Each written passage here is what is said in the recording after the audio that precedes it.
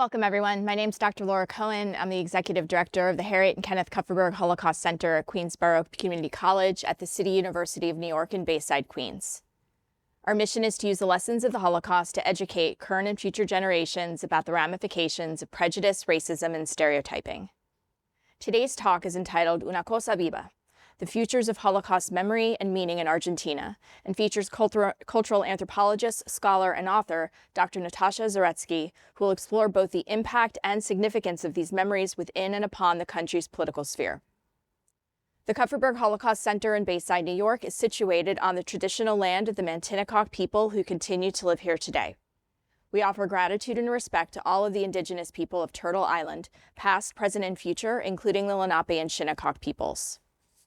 What I just read is what we call a land acknowledgement. For those of you that have joined our programs before, you know this is a statement recognizing that the land we all occupy in the course of our daily lives, including our schools, jobs, parks, and homes, as well as the names of towns and roads, were first inhabited by another group of people who were forcibly expelled and murdered.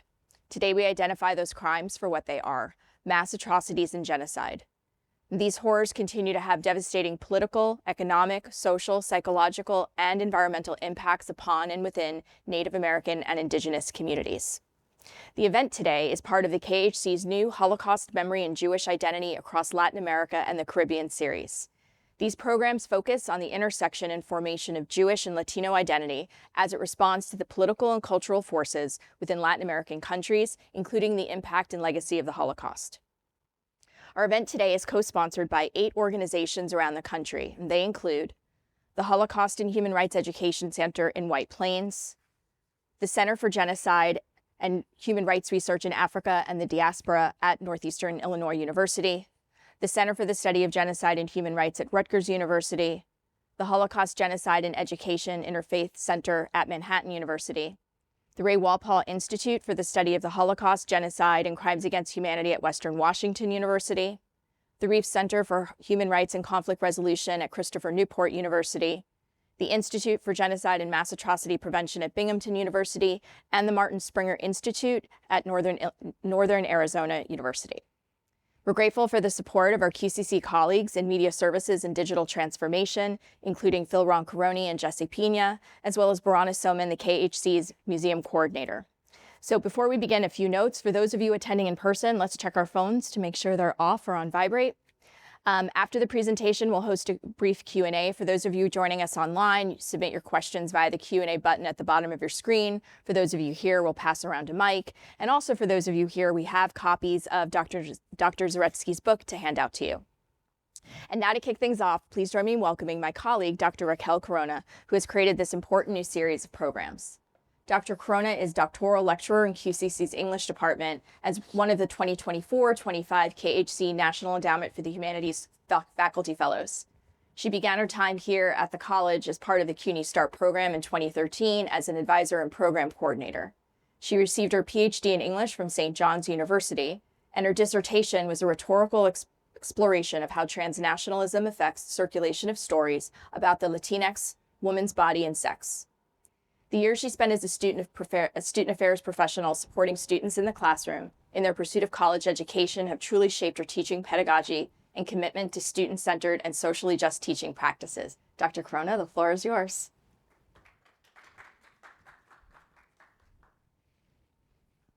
Hi, everyone. Good afternoon. Thank you all for being here with us for this amazing event.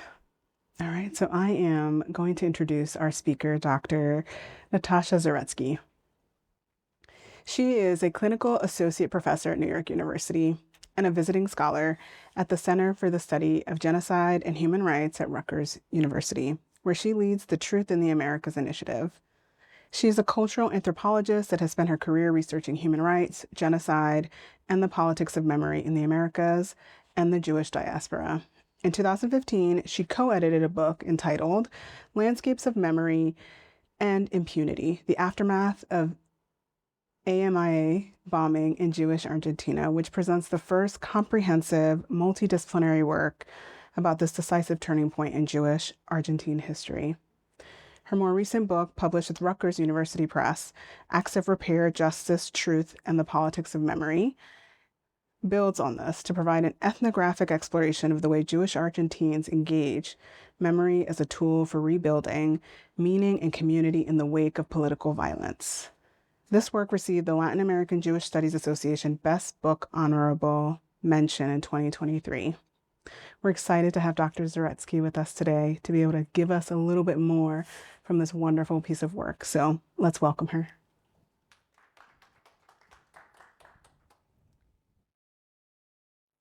Okay, thank you so much to Laura, Raquel, Verona, and everyone at the Kupferberg Center for welcoming me so warmly here today, and to all of you for being here in person and also for being on the Zoom.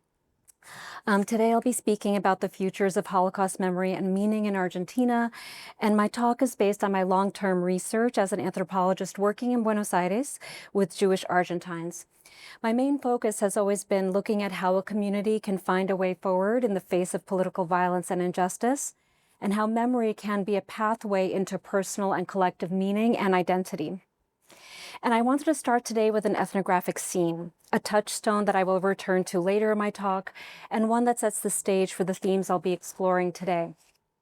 And first, a bit of an overview about Argentina. The Jewish community there is the largest in Latin America and the 7th largest in the world.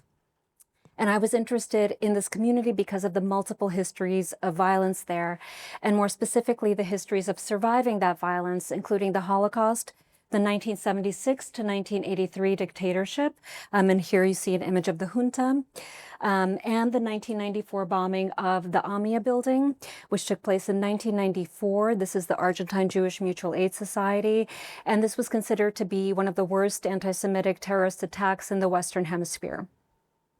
And part of the reason why memory became such a powerful cultural and political force was its power to fight against violence, trauma, and injustice. And so that gives you a little bit of a sense of Argentina.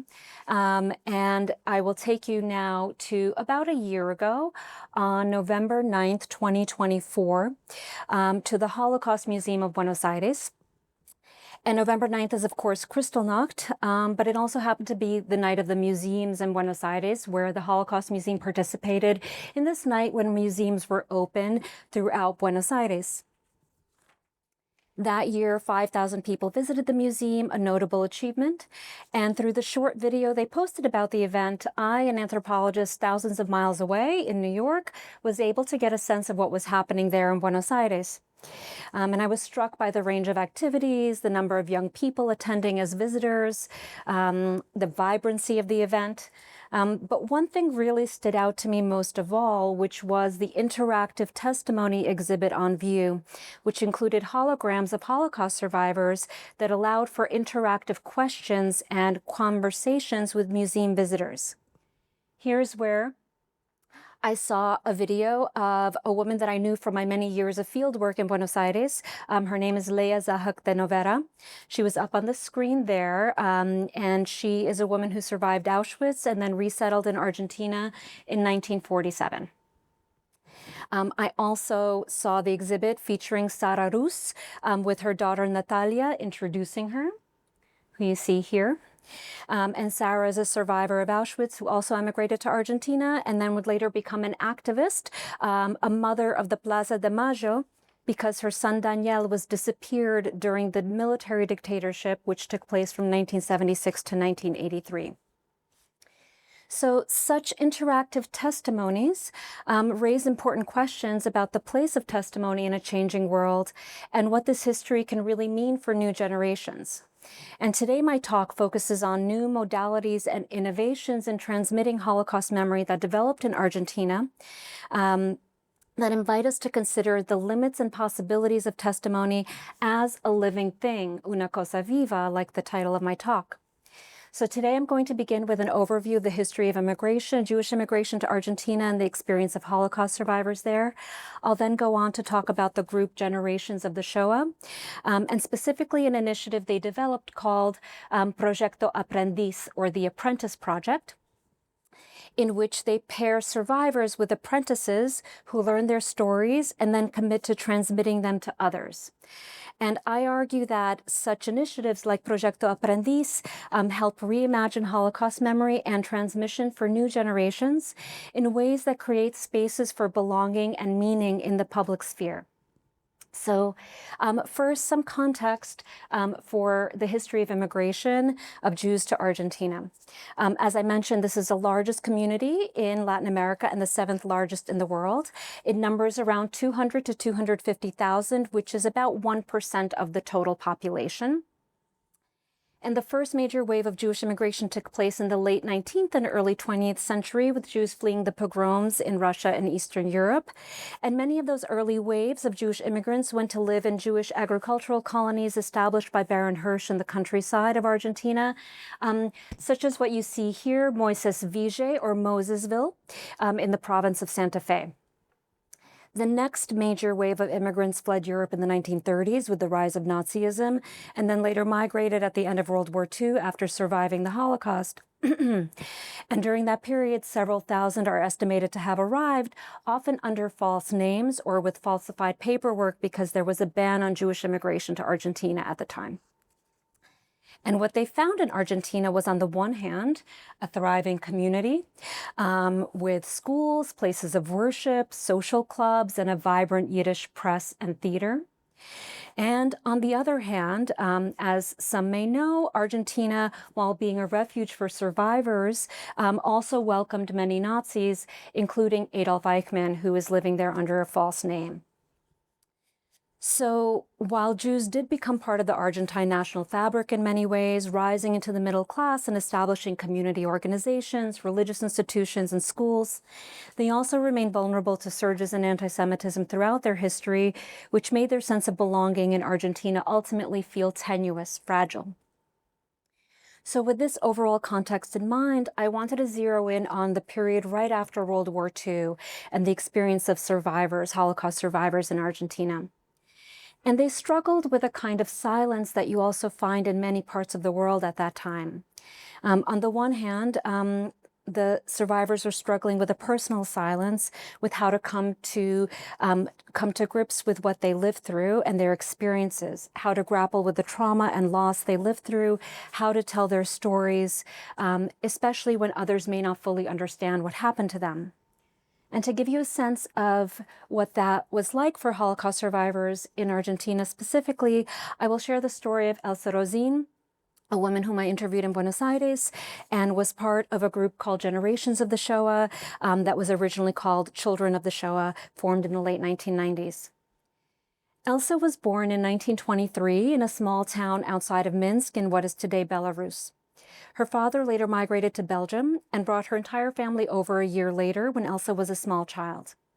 During our interview, she talked about the details of her life, expressing a keen awareness of her sense of difference as a Jew from an early age and the dangers of being Jewish. She lived through the increasing curtailments on the rights of Jews and remembered the way that her sister and mother were taken away, remembered how she lived in hiding with her friends until all of them were taken to Birkenau. Elsa survived, and then after the war, she eventually left Europe and went to Argentina, but once there, struggled with what it meant to find a way forward. In Europe, she said, people knew about the camps, but when I arrived here in Argentina, hardly anyone knew anything, and no one wanted to know anything. I tell you that the people did not want to hear a lot. They would say, look, don't get upset. It already happened. It already passed. Try to move on. And I would say, but you don't know what happened. For Elsa, she felt that people there did not understand, and perhaps they could never understand what happened to her because they didn't live through it. It would always be something, as she told me, they heard on the news, something far from their experience. This felt to her like a kind of silence and was only made worse by other experiences she had. For instance, in her first years in Argentina, she described going to a theater to see a documentary about the camps. And she told me, leaving the theater after the documentary, people were saying, well, I don't know if that's all true. There has to be a lot of propaganda there. I didn't say anything, she said. These were people leaving the theater talking in the hall, and they said, do you think this could be true? Something that happened to her. She was stunned that they would question the truth of the experiences she had lived through. This shocked me, she said, and for her this mattered because it showed a society that had what she described as deaf ears, not engaged, and letting horrendous things happen. Fundamentally, at the core of the struggle was having others acknowledge her truth, something that was so vital for her to move forward and to find meaning again in the aftermath of such extreme violence. And this was something other survivors struggled with as well.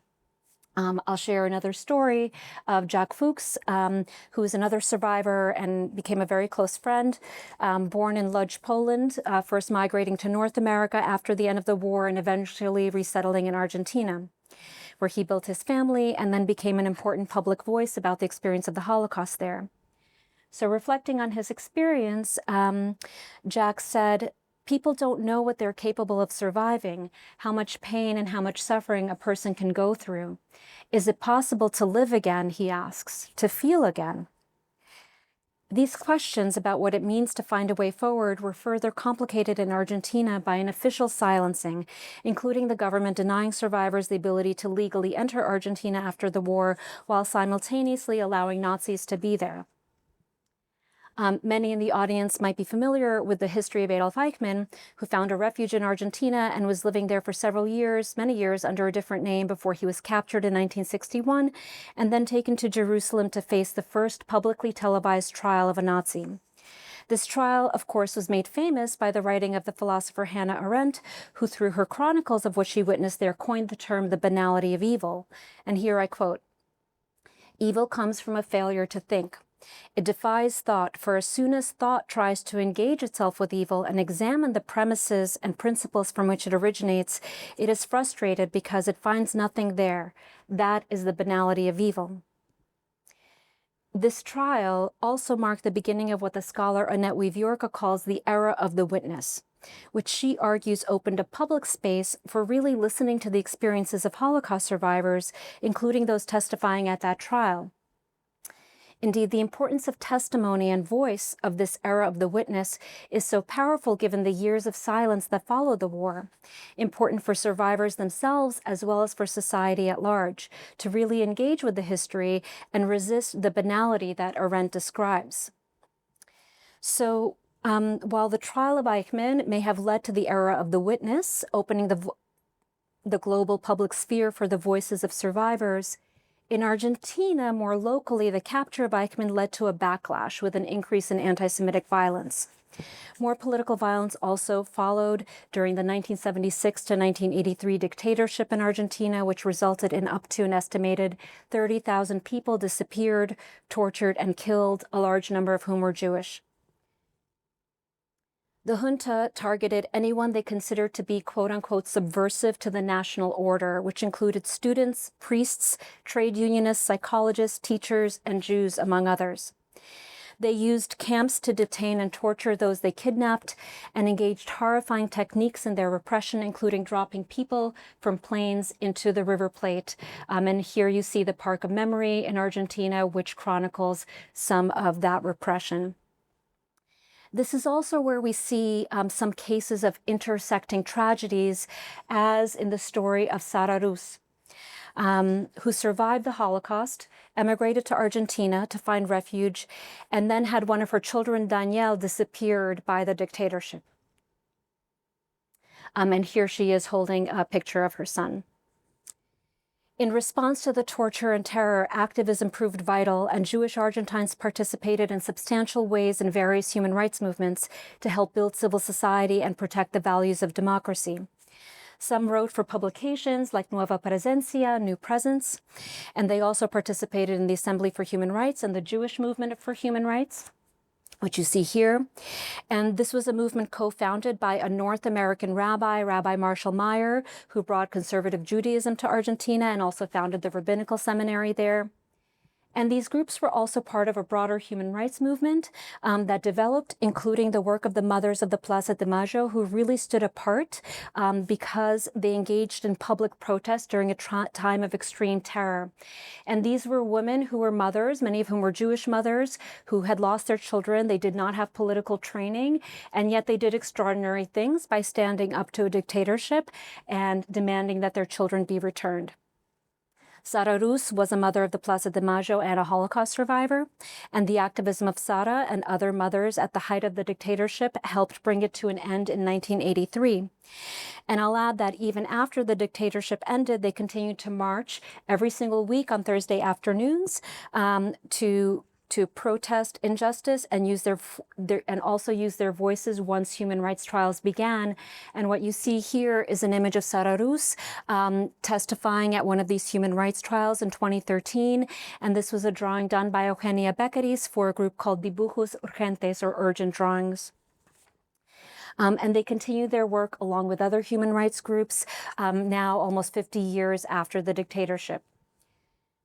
So going back to when the dictatorship ended, just to give you some context for Argentina at that time, in 1983, there was a landmark truth commission that formed that Rabbi Marshall Meyer was also on. It published a report called Nunca Más, Never Again. There was also a trial that took place, the 1985 trial of the juntas, which also contributed to a public reckoning with that history. So there were these advances. And yet in the late 80s, amnesty laws were put into place that curtailed meaningful accountability and prosecution. And that lack of justice fueled the human rights movement, but also created a context of impunity. And it's during those years of impunity in the early 90s where two bombings took place. One was the 1992 bombing of the Israeli embassy in Buenos Aires. And then in 1994, the bombing of the AMIA, the Argentine Jewish Mutual Aid Society, which was a community center. The 1994 attack is considered one of the worst acts of terrorism in Argentina's history, resulting in 85 people dead, hundreds wounded, and the destruction of the main Jewish community center that also housed other community organizations, including the Yiddish language community archives. There was a corrupt investigation, and despite two trials that took place, it still remains in a state of impunity today, many years later. And that only furthered what I've called a crisis of belonging for Jewish Argentines. And this bombing led to two major changes in Jewish Argentine life. On the one hand, there were more security practices that were put in place at most community buildings, including schools, synagogues, and social clubs, which included pilotes, or barricades that lined the streets, so they really changed public space. And on the other hand, there was a revitalization of Jewish practices and new ways of engaging memory in the public sphere. New organizations formed that turned to bringing Jewish memory into public spaces. Here you see one of the commemorative protests of the group Memoria Activa, Active Memory, and you see them blowing the shofar in front of the high courts of Argentina, which they did every Monday morning for many years.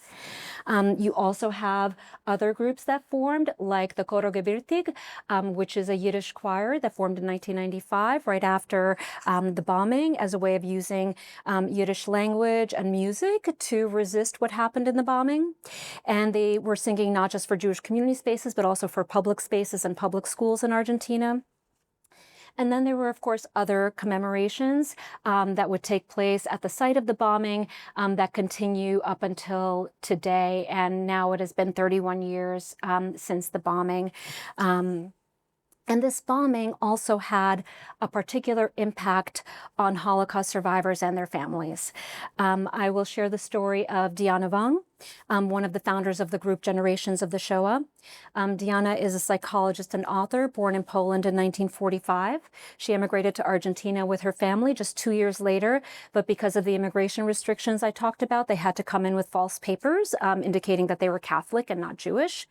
And growing up, she described a kind of silence in her house, as in many houses, about her family's experience in the Holocaust. And the AMIA bombing in 1994 for Diana created an opening to have the kinds of reflections and conversations about her family's past and her own sense of Jewishness. The first time we met, over 20 years ago now, she told me about the impact of the AMIA bombing on her life. She said on the day of the attack, July 18th, 1994, her mother called telling her, "They're coming for us again. I'm so sorry. I'm so sorry for bringing you here." Years later, she would tell me in another interview that my mom did what today I know many survivors to do. She made a connection between the AMIA attack and the Shoah. They all say the same thing. The question is again, this is happening to us again. After the attack, Diana became active in the weekly Monday protests of Memoria Activa and also joined the Yiddish choir. And she also became inspired to learn more about her own family's history and ended up going to Poland, where she was born, with the group March of the Living. In Buenos Aires, she also helped form a group that started as child survivors of the Shoah and then eventually became Generations of the Shoah. And while there were other groups of Holocaust survivors in Argentina before that, notably Sherita Pleta, Generations became the first focused on second and later third generation experiences, creating a broader space of belonging for survivors. And they also focused on public outreach, developing materials and programming that brought Holocaust memory and witnessing to new generations and the public sphere. Of course, from a more global context, in the 90s, this was a pivotal moment for Holocaust memory. We see the creation of the USC Shoah Visual History Foundation Archive, the opening of the U.S. Holocaust Memorial Museum. And in Argentina, this global rise in Holocaust testimony also coincided with a local response to the 1994 bombing, presenting a certain urgency to the importance of Holocaust memory. It was also in the aftermath of the bombing that the Holocaust Museum of Buenos Aires was inaugurated. And in Argentina, survivors also made their voices more visible in the public sphere, publishing their testimonies, often through Jewish community presses, as well as becoming subjects of documentary films. They also offered their testimonies to international archives, which was very important for recording their history. But for me, as an ethnographer and anthropologist, what was notable was the importance of telling and retelling their stories in community gatherings and in spaces. It wasn't just enough to tell their story to an archive, which was important in its own way, but the practices of shared telling that was so vital to their survival. And so through their books, their documentary films, and other conferences they organized, and other initiatives that I want to point to, like this publication called Cuadernos de la Shoah, which is published by the Generations of the Shoah group. These survivors built what I've called an evolving collective narrative about the ongoing impact of their past. And in this way, they turned testimony into a shared collective practice, a living memory that included both Jews and non-Jews, thereby responding to the crisis of belonging generated by the bombing. Sharing their experiences and memories helped form a greater audience of implicated listeners for one another, having an impact on the kind of silences we discussed earlier, and becoming for society what I call an act of repair in my greater work. And this also included projects like the Proyecto Aprendiz, the Apprentice Project, that they created, that I'm going to turn to next. So there are many archives and testimonies that were already created in the late 20th century, but Proyecto Aprendiz emerged in the early 21st century as a way to expand how testimony was engaged. In this initiative, the group pairs Holocaust survivors with volunteer apprentices, listeners, who meet with them in a structured program to hear their stories and then commit to transmitting those stories in what they call a living chain of memory to help carry on that story. As of now, 120 such pairings have taken place. Here we have a page from their Cuadernos publication that just gives a sense of what they do. This is in Spanish, so I'll just translate a little bit. They invite young people who commit to preserving the voice of Shoah survivors. This assures that the relato oral, the oral testimony or narration of survivors, continues to be told in a personal way, from one person to another, de uno a uno, face to face, cara a cara, person to person. Each young person meets with a survivor, gets to know them, explores their life and history, their way of being, learning their trajectory during the Shoah, and assuming the compromiso, the responsibility of using their own voice to carry on that story in the decades to follow. As we know from trauma studies, telling one story can be formative in finding a way forward, and the listener is critical for that narrative to emerge. But what's notable here is that it isn't just about the narrative emerging, the story, but for the listener to be transformed into a narrator themselves, thereby giving them an important way to develop agency and empathy. The apprentices are generally young adults, aged 16 to 35, and while some have a close connection to the Jewish community and Holocaust history, they also include apprentices who are not Jewish, thereby expanding the space of the witness. The process of becoming an apprentice is just as important as the outcome, as through the time they spend with a survivor, they learn their story and then commit to transmitting that testimony to someone else, along with the impact that survivor had on them as apprentices, which becomes part of the story of transmission as well. Melanie, pictured here, is one such apprentice who worked with the survivor Leah to assume the responsibility of carrying on her story. In a short documentary about their experience, Asumir tu voz, Leah y Meli, Meli describes her own feelings about taking on Leah's story. At the time of the interview, Meli is 21 years old, but first met Leah 5 years previously during a March of the Living trip to Poland. And Meli would then be reconnected to Leah after that as her apprentice. And in the documentary, she talks about what it means for her to have this responsibility of telling Leah's story. She says, "Thank you, dear humanity, for giving me the opportunity to be reunited with Leah. I am sure that I'm the right person to assume this compromiso, this responsibility of telling her story, and to transmit the great legacy of everything that she had planned and hoped to leave you with." Her experience with Leah was also profoundly transformative for her personally. She says, "The way Leah tells her story to leave a mark on each person, I came back from this experience living life in a new way." So this experience for Meli went beyond simply learning Leah's story, but also became about the responsibility of telling Leah's story and providing a sense of who Leah is as a process to others. This all emerged from a dialogic process that's essential to the Proyecto Aprendiz.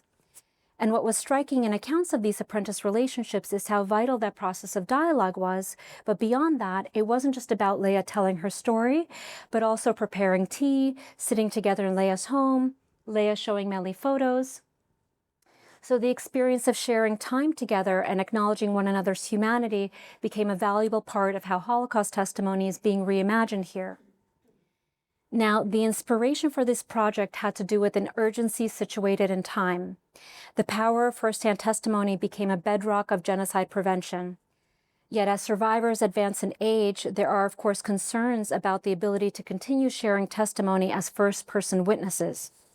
This inspired the organizers, Diana Wang and Aida Ender, to think of the Proyecto Aprendiz as a new form of transmission. As they noted in a recent interview with me, they wanted to continue the chain of memory and do so through a one-on-one experience. As they described, the goal was not for the apprentice to personify the survivor, but instead to recount their experience by receiving the testimony told in the first-person voice of the apprentice, the listener. By having to tell the story, the apprentice must re-signify what is theirs, reflecting on their own past, and making this testimony una cosa viva, as Aida and Ender put it, a living thing. Being able to feel this history as something they can touch, as something embodied and incorporated into the person transmitting that history, has become a key principle of Proyecto Aprendiz. And the listeners, the apprentices, become part of an important tradition with an obligation to use their power and voice to continue building the community of future listeners and the living memory of the Holocaust. This sense of a living memory, of course, is something that's in a bit of tension with new developments in artificial intelligence and the way that technology has become a part of Holocaust memory and testimony. This past June, just a few months ago, I was able to travel to Buenos Aires and visit the museum and the installation of the Dimensions of Testimony interactive digital interface. Here are some images that I took from that visit. Here we see Leah Novera. This is an image of the interactive space where you can engage with Leah.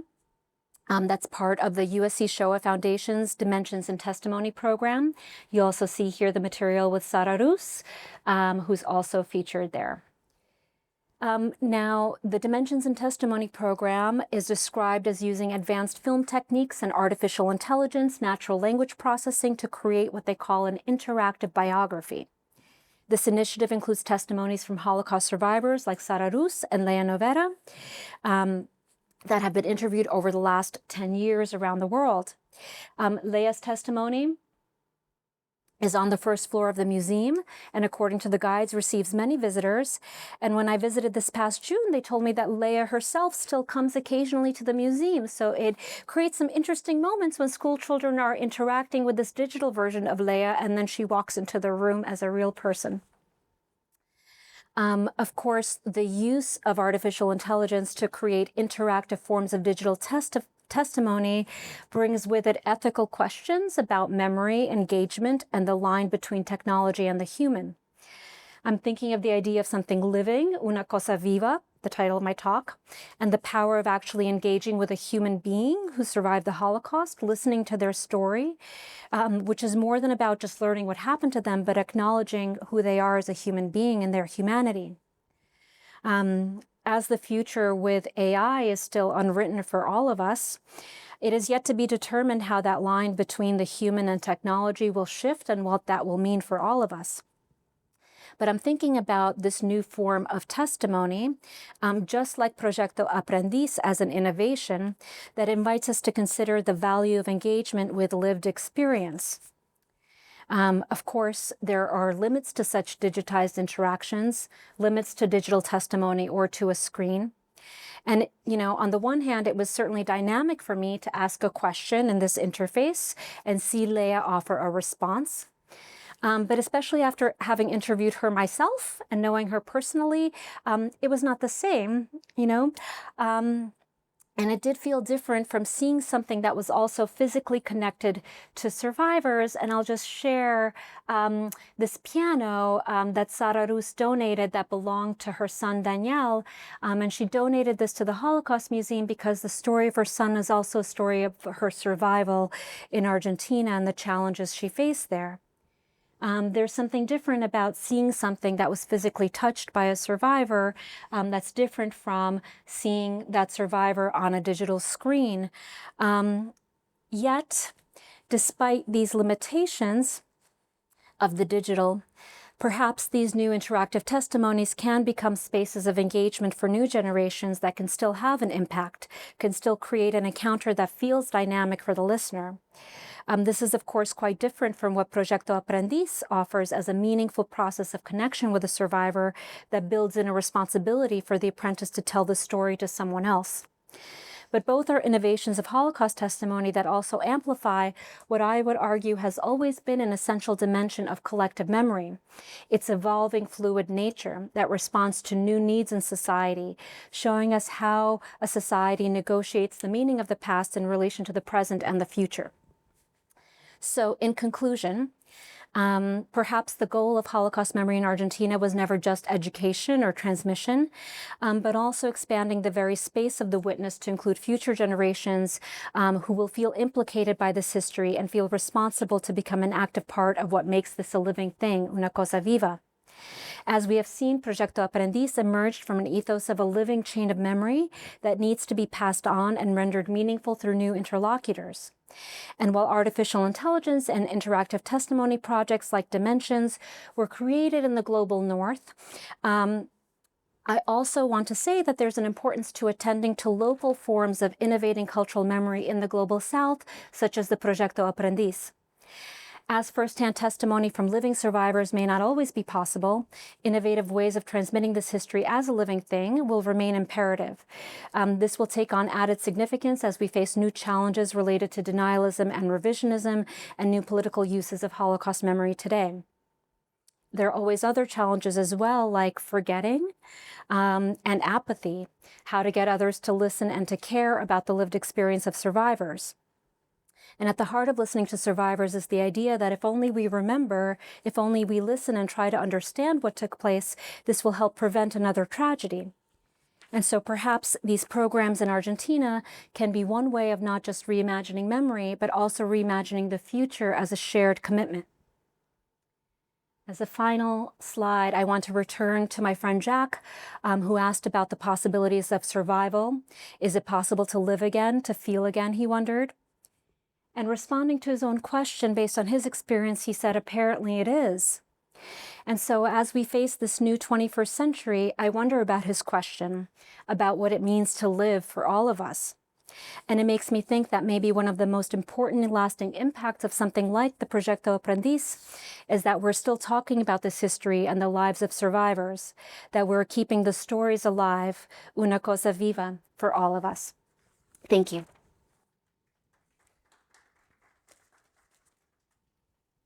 Natasha, that was Incredibly moving and so insightful and so many layers of memories. So we're now going to take a 2-minute break for those of you online, and we're going to set up for the Q&A. Thank you. All right, so we're ready to start the Q&A. I'm going to turn it over to Raquel. So I pre-created 3 questions, and then I just listened to her presentation. I have many other questions. So I'm very excited to hear people's questions that are in the chat, because many of my questions are more directly related to other components that might be in the book. And so please do send in your questions specifically about that wonderful presentation. So what I find really powerful and beautiful about the work that you do is that it gives us access to consider how public space and memory can work together to help people find their own way of being with like the loss of their loved ones and the grave injustices that they endure as Jewish people in a new place. I'm left to wonder how much this also provides us a sense of community that gives a path to recovery and justice and healing, if that's possible. Could you speak to this through the lens of your research and the ways that community building also seems to be a cornerstone of this sense of recovery and justice and healing for them? Yeah, thank you so much for the question. I think it's interesting because, I've been going to Argentina for over 20 years now. Doing research fieldwork as an anthropologist means spending a lot of time with people, going to their protests, going to their community meetings, participating in their everyday life, and also interviewing them. And in the years that I was there, you have to imagine every single Monday morning, at 9:53 a.m., which is when the bombing took place, this group Memoria Activa, Active Memory, would stand there, blow the shofar, call for justice and invite people to give testimonies. Every morning, if it was cold, if it was hot, if it was raining, they would be there every Monday. And then, that sense of how they continued returning even though they felt like justice would never come. So I write about this in my book. I interviewed a woman and I asked her, who was there all the time, do you think there will ever be justice in Argentina? And she said, here? No, there will never be justice here for this case. And I said, so why do you keep on coming back every Monday to call for justice if you don't think justice will ever come here? And she said, because that's important to who I am as a person. Like, I have to continue demanding justice and calling for it because that's what makes me a human being. That's what's important to me. So the moment when I stop asking for it, something changes. So even if there's no possibility for it, I have to keep on doing this for my sense of who I am. So it was important for her sense of personal subjectivity, but also for the community that formed in those Monday gatherings. And it was the same for the group generations of the Shoah and their community meetings and the practices that they developed. So the sharedness of all of it, that sense of being in the struggle together to try to find some kind of justice or truth was very important for the people who participated in this. Of course, the individual struggle with loss is really different for people who did lose their loved ones. In the case of the bombing, I write a lot about a woman named Sofia Guterman who lost her only child, Andrea, in the bombing. The individual trauma and struggle is very different from the community building. And so there are always limits to what the community can offer, but it's a very important space of support for one another, especially when the government is not providing the kind of spaces for justice that people want. Yeah, you also, while you were speaking, it reminded me of Proyecto Aprendiz, if that's how you pronounce it, and the way that the apprentices don't have to be Jewish, and what that does also for a notion of like community in the context of justice and healing, and how they're like sort of reframing that as they consider how to formalize testimony and consider that as people pass, right? Yeah, and I think what's really interesting about the Jewish community in Argentina, it's a very large, vibrant community. It always had a very vibrant and dynamic Yiddish press and theater for many years. It has a vast school system. It has the only rabbinical seminary in Latin America. So many rabbis get trained there that then go throughout Latin America. Yet this bombing forced people to question what it meant to be Jewish in Argentine.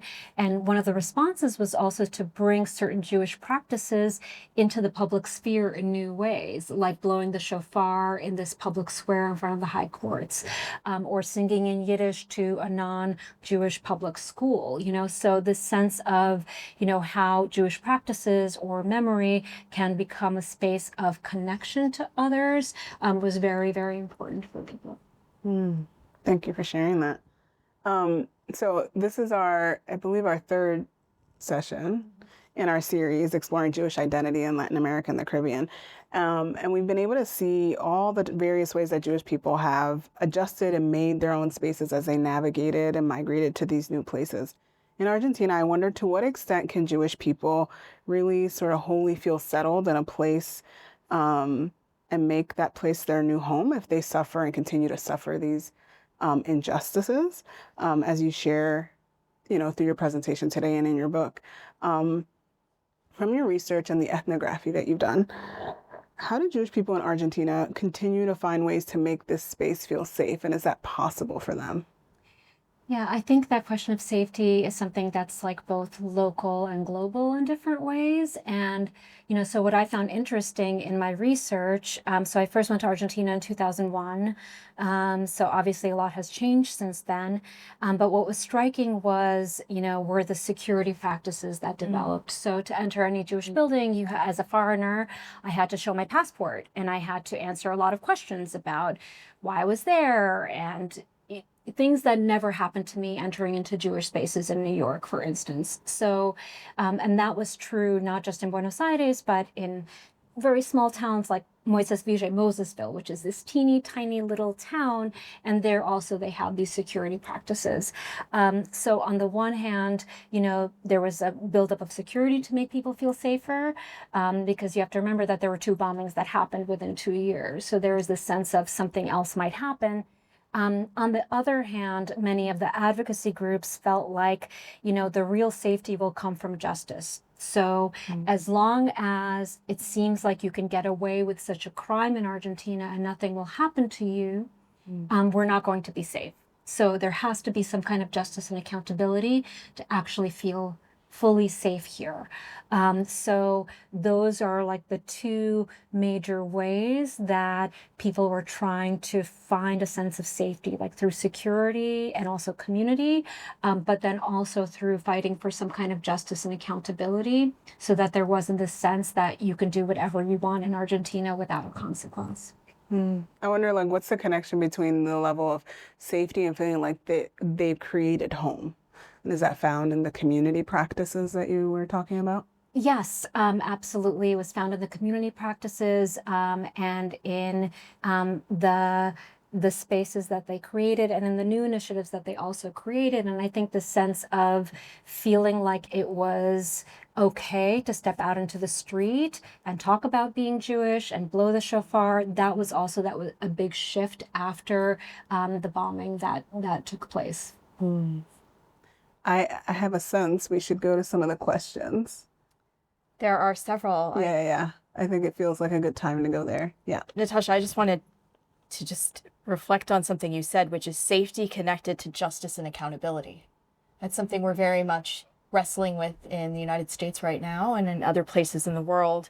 And I have some questions, but there are questions here in the chat. So let's focus first on secondary Holocaust education and how are teachers trained, supported, equipped to teach the subject to young people in schools. And another question that's related to that is, as survivors are passing away, is there, in the United States and really around the world, there's a movement of 3G, 4G Holocaust survivors. And is that something that's also happening in the Argentinian Jewish community? Yeah, so on the question of education, there are initiatives in the education system there, and there are also new openings. There was recently an opening of certain archival documents that are now available to the public. That's very recent, and there are always new things that are happening. If you Google Nazi in Argentina, you will find that there's a work of art that was recently discovered that that belonged to a Jewish family that appeared in a real estate listing, and that's how it was discovered that there was looted art that was in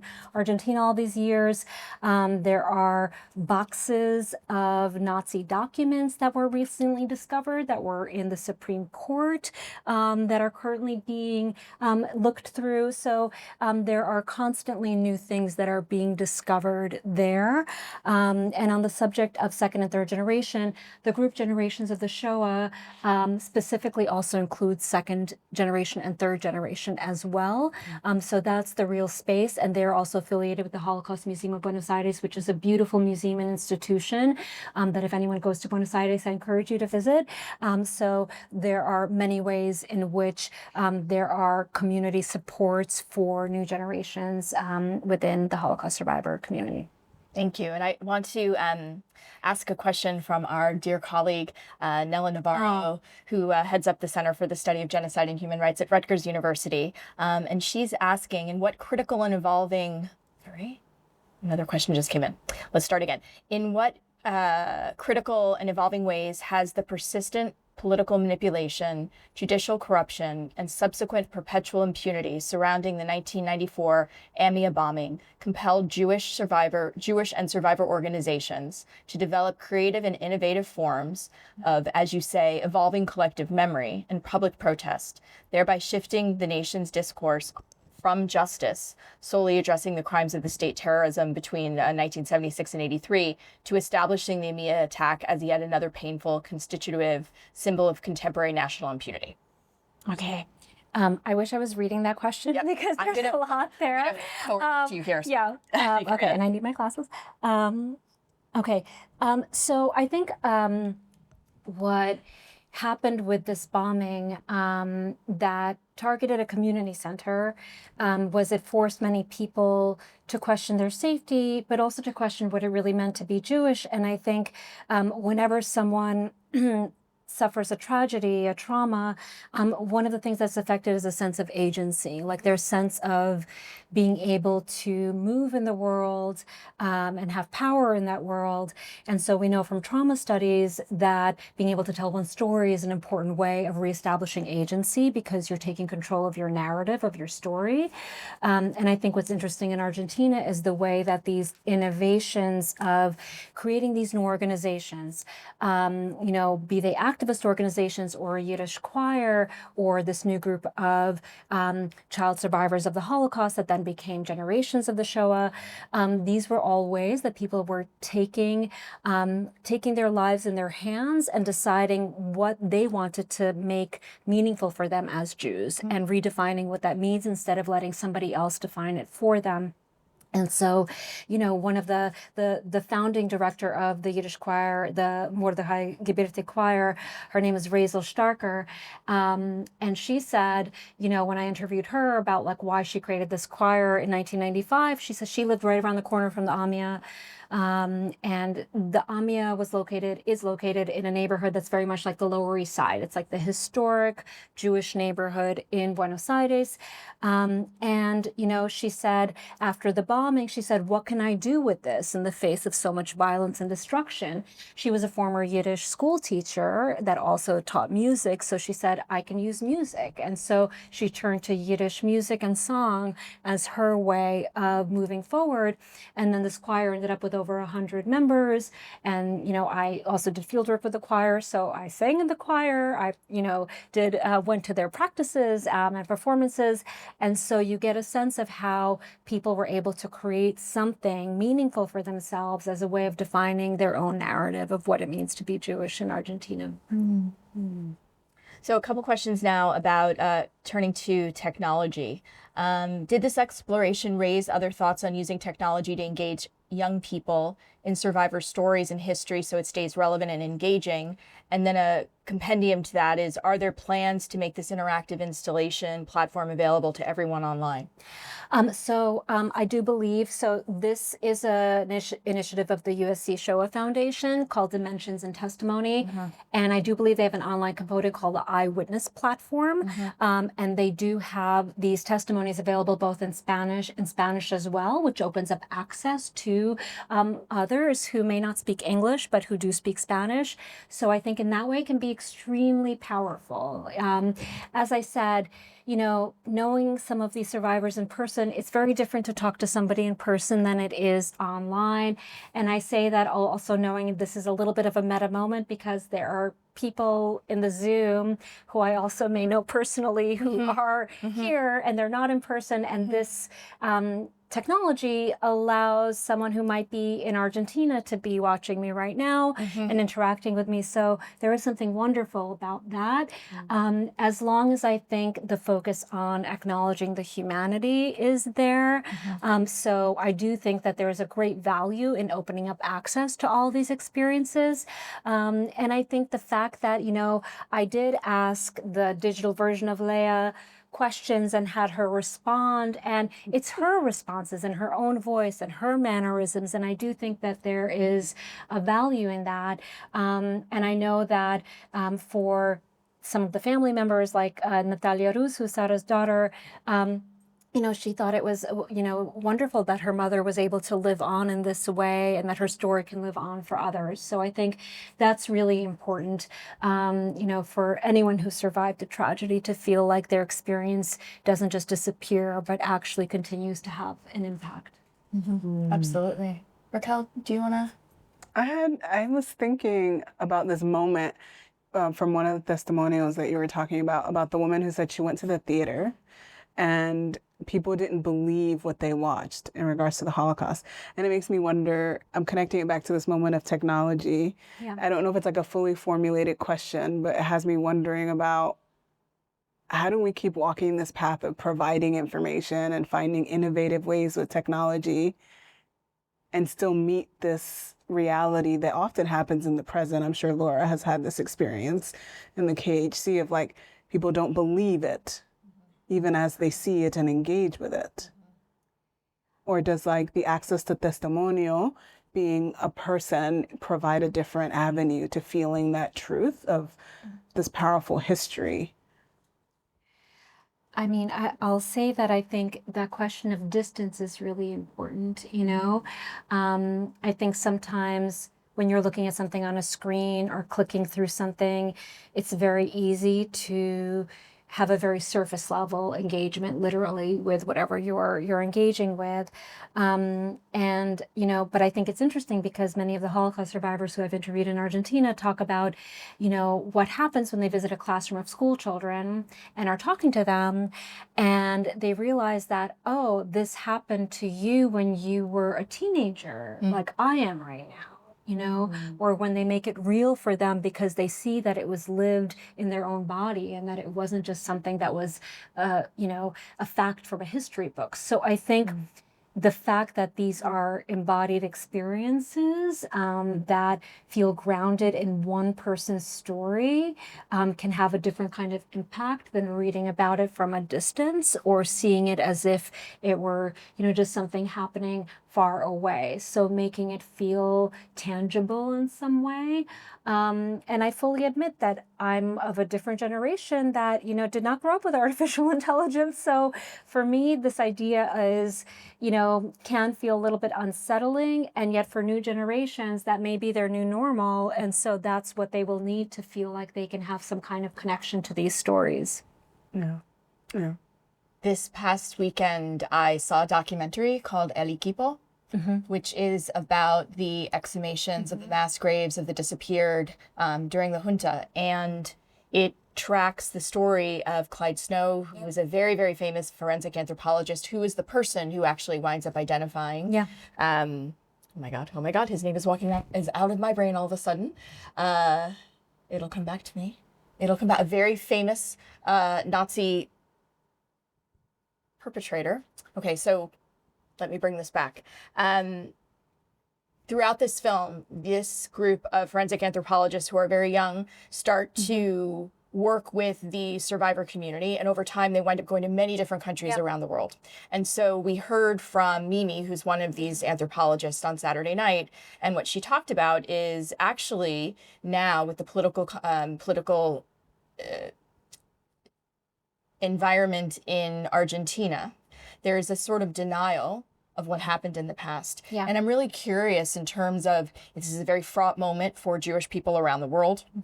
The community is very divided for a lot of different reasons. There's also a lot of division regarding Holocaust education and the focus. Should it be on the exceptionalism in the Jewish community within and the Holocaust, or should we be talking about all of these things? I'm curious, is there an impact for the Argentinian Jewish community? Yes, so great question. I think it would require another hour to like fully answer. But I do think that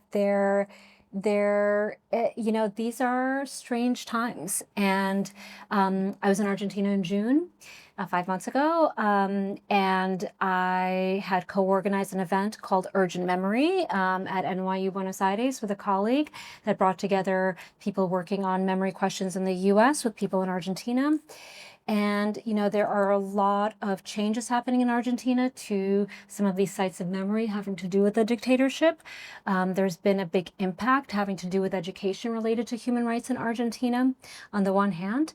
The president of Argentina currently also is a big supporter of the Jewish community there. So it's a very strange moment in a lot of ways.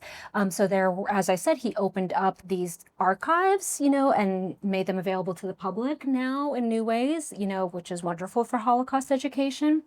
So those are all very positive things. But in the realm of human rights, it's a complicated story right now in Argentina. And there is denialism and revisionism related to the number of people who are disappeared and other things related to that history there. And it is estimated that up to 12% of the disappeared were Jewish. So it had a very big impact in the community. So it's a complicated time, and people are still making their way through it. I think that's a great way to summarize it. It's really, really complicated, and multiple things are conflicting and true at the same time. And asking people to kind of hold on to this ambiguity is a real challenge. Raquel, I wanted to turn it over to you. Any questions from our in-person audience? Yes. Yeah. We're going to pass you a microphone. What precipitated, activated the July 18th, 1994 bombing? Well, that would take another hour at least to talk about. In Argentina, there are many people who believe that the lack of a response to the 1992 bombing made it seem that it would not be difficult to commit this kind of terrorist attack in Argentina again. Argentina has also, when many people think of Argentina, they also think of Nazis in Argentina. That's a place that people can go and who want to get away from accountability. There is a lot of corruption, democracy. They had decades of dictatorships, and democracy only came into being in 1983 there. So we have to think during these bombings, 1992, 1994, it was only 8, 9, 10 years of democracy, meaning the rule of law, a sense of justice, a sense of if someone does something that there's a consequence for it. And so, that all contributed to an environment of impunity, along with the fact that the perpetrators of this horrendous dictatorship where, they tortured people, they killed people, they took babies from mothers and gave them away to military families, and the grandparents are still looking for these grandchildren now using DNA technology. So all these things happened, and there were some advances like the, Never Again report and then the trial of the juntas, but then there were amnesty laws. So you had perpetrators walking in the streets free in the late 1980s. So that was the climate of impunity in the 90s. And then there was also international terrorism that was happening that came to Argentina because it seemed like an easy target. That's the idea. And then since then, there were 2 trials. However, they're no closer to really holding anyone accountable. And there have been different advances over the years, but still we're in a situation where, in 2015, for instance, there was a man named Niesman who was one of the prosecutors involved in this trial, who was found dead the night before. He was going to present evidence, and there's a lot of controversy around his death. And so, it seems like it's impossible to actually make progress when it comes to truth and justice in the case of this bombing. Use of police, psychiatry, torture. This is all by nature terroristic. Security becomes a business. We have to, personal statement, not to allow, the terror, the torture, electronic. It's horrible. Not for somebody to stick the person's neck out, but to denounce it. And I have another question, which is church doctrine not to remain for a Hebrew, not to remain Hebrew and physically healthy? Is there doctrine in the church? That I don't know the answer to I think, that. we'll talk about that offline. I don't know if that's the question for this. For me to ask. I'm grateful that you did. Thank you. Thank you. I think we can reflect on it after, for sure. Yes. Do you think that the disappearance of Niesmann was had something to do with Kirchner and her squad in the cover-up of Lamia? Yeah, it's a good question. There was actually a lot of internal division when Christina Kirchner, who was president, signed a memorandum of understanding to create a truth commission in Iran to focus on the bombing. And so a lot of people in the Jewish community were not happy with this. She argued that this was a way to make some kind of progress towards truth. There was a lot of controversy around this. And then Niesmann was going to present a case against her, and then he was found dead. It's still not clear exactly what happened. There are still more questions than answers. And, and in some ways, the story of Niesmann has become part of this greater story of, this complexity of finding some kind of real truth and justice in what happened. And there's some in the community who look at his death as, being part of this legacy of this bombing, as being like another death in the bombing. Others who have some questions about him and his motivation. So, it's also a very complicated story. But, for me, my own research, focuses on the family members of the victims and the other survivors. And so I mentioned her before, Sofia Guterman, who I'm very close to, who lost her daughter. She also writes about the bombing and gives a lot of speeches and talks to a lot of school children. And, she feels like the most important thing she can focus on now, 31 years after this bombing, is just holding on to the memory of her daughter so her life doesn't disappear completely from consciousness of society. So that's her focus. She does not have a lot of hope that there will be justice in this case, at this point.